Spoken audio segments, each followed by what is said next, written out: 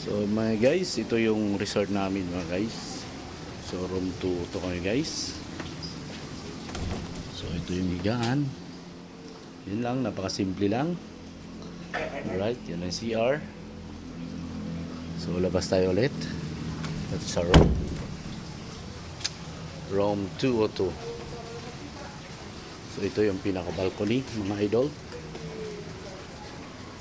So yun, may ping-pong area. Yun.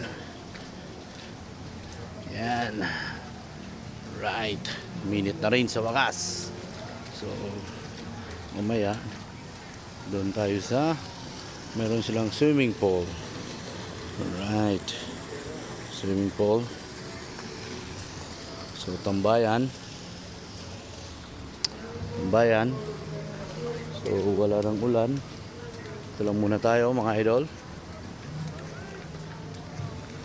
So yan mga idol, mamaya tatambay tayo dyan or maligo sa dagat. Right. Yan o. So yan ang tambayan mga idol. So yan. Restaurant.